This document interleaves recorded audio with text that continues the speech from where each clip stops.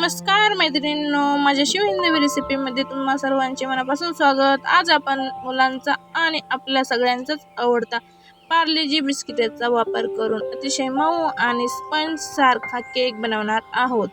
हा केक बनवायला खूप सोपा आहे आणि घरच्या साहित्यात तयार होतो।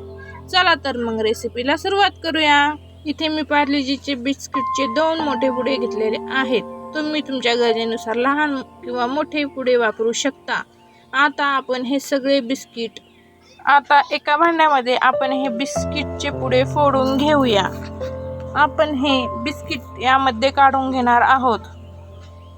जर तुम्हाला हवे असेल तर तुम्ही ही बिस्किटे आधी मिक्सरमध्ये बारीक करून त्याची पावडर बनवू शकता, पण मी इथे डायरेक्ट याची पेस्ट बनवणार आहे।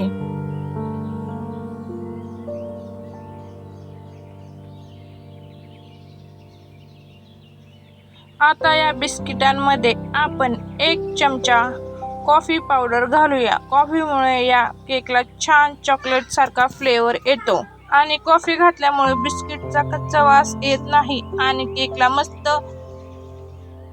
बेकरी सारखा फ्लेवर मिळतो। आता इथे मी 1 चमचा कॉफी पावडर यामध्ये घातलेली आहे। जर तुमच्याकडे कोको पावडर नसेल तर कॉफी हा सर्वात सोपा आणि बेस्ट सिक्रेट पर्याय आहे। आता यामध्ये आपण 1 वाटी दूध घालूया। लक्षात ठेवा, दूध एकदम ओतायचं नाही। थोडं दूध घातल्यामुळे बॅटरमध्ये गुठळ्या होत नाहीत आणि बिस्किटे लवकर विरघळतात।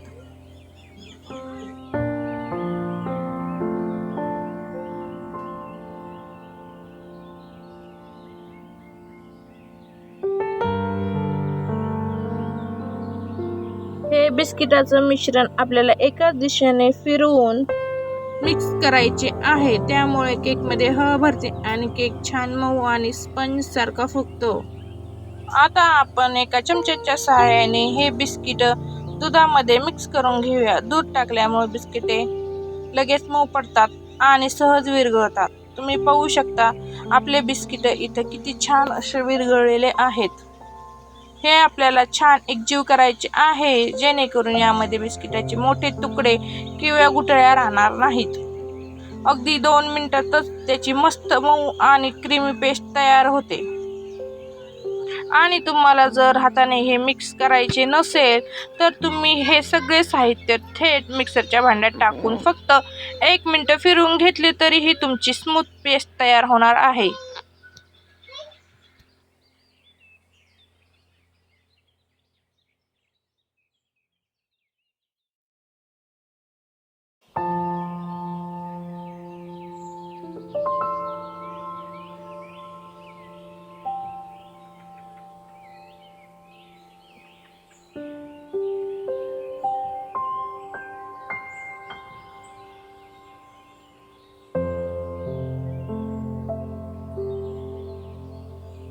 आता आपण या केकमध्ये गोडपणा आणण्यासाठी आपण यामध्ये 1 वाटी पिठी साखर यामध्ये घालणार आहोत।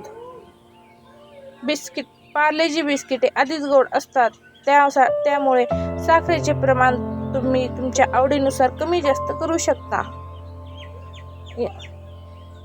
यानंतर आपल्याला हे पूर्ण मिश्रण एकाच साईडला फिरून अगदी मस्त पेस्ट बनवून घ्यायची आहे।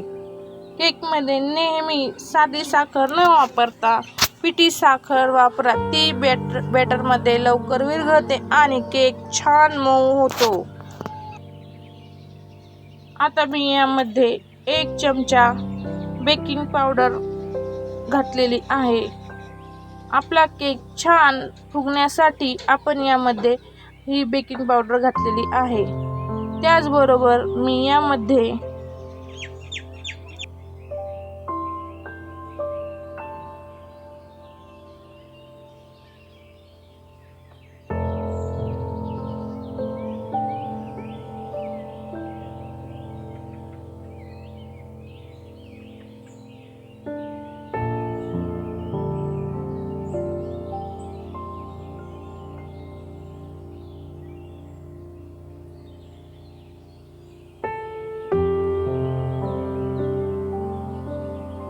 पेस्ट छान मिक्स झालेली आहे. यानंतर आपण यामध्ये 2 चमचे रिफाईंड तेल घालणार आहोत. तेल घातल्यामुळे केक छान मऊ होतो आणि गळ्यामध्ये कोरडा लागत नाही. लक्षात ठेवा, तेलाला तीव्र वास, उदाहरणार्थ मोहरीचे किंवा शेंगदाण्याचे तेल नसावे. जर आपण शेंगदाणा मोहरीचे तेल जर घातले तर केकला वेगळा वास येऊ शकतो. आता इथे मी एक कुकरचा डबा घेतलेला आहे. केक खाली चिटकू नये म्हणून आपण डब्याला आतून थोडेसे तेल लावून घेणार आहोत. तेल लावल्याने आपला केक अगदी व्यवस्थित असा आपल्याला मिळणार आहे.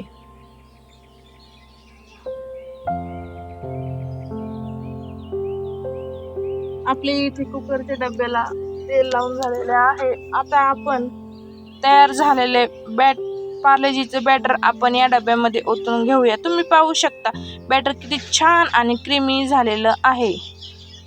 यामध्ये एकही गुठळी राहिलेली नाही.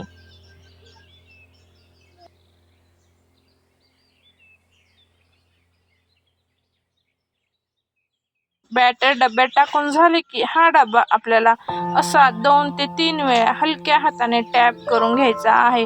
यामुळे काय होईल, बॅटरमध्ये हवेत मोठे बुडबुडे निघून जातात आणि केक सर्व बाजूने एकसारखा फुगतो. आज आपण हा केक इडलीच्या कुकरमध्ये बेक करणार आहोत.